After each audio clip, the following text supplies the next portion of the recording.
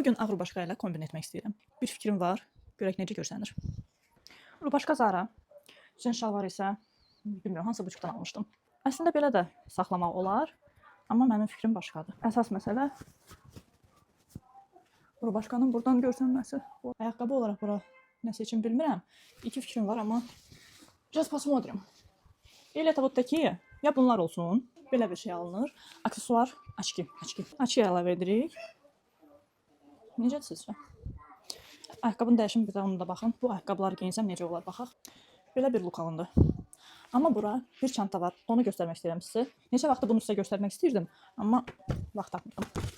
Coach mənim ən sevdiyim brendlərdən biridir. Və bu.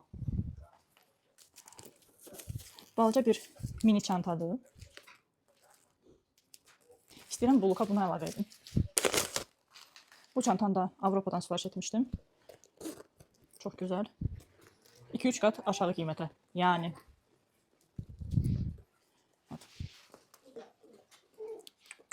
Necədir sizcə?